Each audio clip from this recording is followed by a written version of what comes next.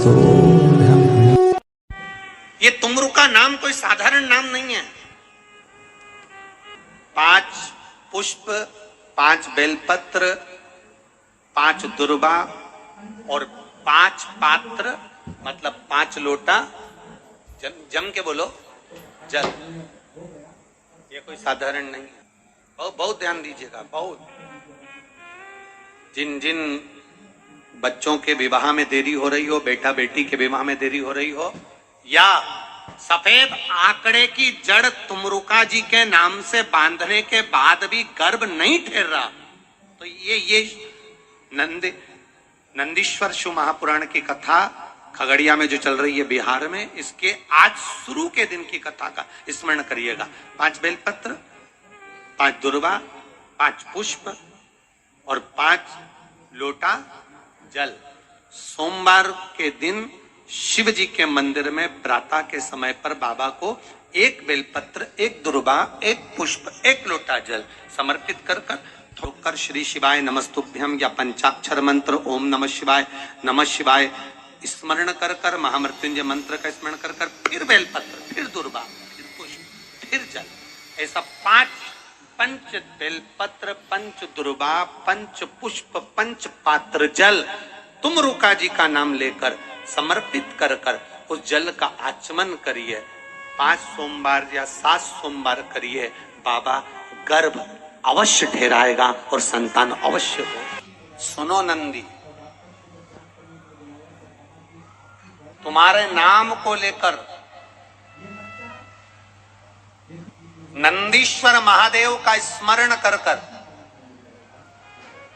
जिसके कंठ में, गले में, शरीर में बड़ा रोग हो जाता है, बहुत बड़ा कोई रोग हो गया, जैसे सहज भाषा में कहें कोई बहुत बड़ी बीमारी, बहुत बड़ा रोग, बहुत बड़ी अगर बीमारी, बहुत बड़ा रोग शरीर में हो गया, कोई लीवर, कोई किडनी, कोई कैंसर जैसा भी रोग हो गया, तो शिव महापुराण की कथा कहती है 1 दुर्वा, कितनी दुर्वा?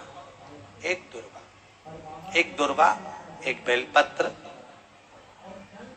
नंदीश्वर महादेव के नाम से शंकर जी को समर्पित कर दो। पहले दुर्वा चढ़ा दो।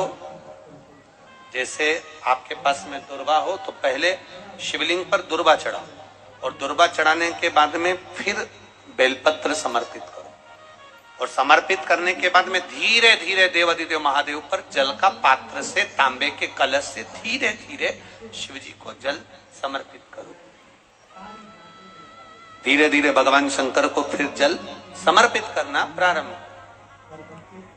जब आप धीरे धीरे जल चढ़ाना प्रारंभ करेंगे, जल चढ़ाएंगे, धीरे धीरे जल चढ़ाकर उसको दुर्वा बेलपत्र जो चढ़ाई है उसके ऊपर से चढ़े हुए जल को आप लेकर आएंगे।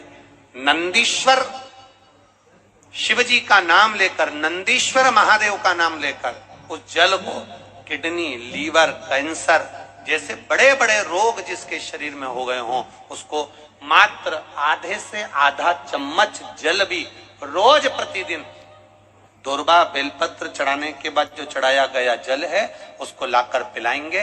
धीरे धीरे बाबा नंदीश्वर का नाम लेकर चढ़ाएंगे तो आराम लगना प्रारंभ हो जाएगा। नंदीश्वर महा शिव मंदिर जाते हो आप लोग, शंकर जी के मंदिर जाते हो तो कभी आपको एक बात कही थी कि जब बहुत ज्यादा टेंशन हो, बहुत तकलीफ हो, बहुत कष्ट हो, बहुत दुख के समय अगर बहुत टेंशन में अगर जीवन निकल रहा हो तो कहाँ बैठने का कहा था? नंदी के पास में। और क्या देखने का कहा था? शिवलिंग का दर्शन। क्यों कहा, किस लिए कहा? तो नंदीश्वर शिव महापुराण की कथा कहती है, नंदीश्वर शिव महापुराण की कथा वर्णन करती है, जब हम नंदी के पास बैठकर भगवान शिव को एकाग्र चित्त से मौन होकर देख रहे होते हैं,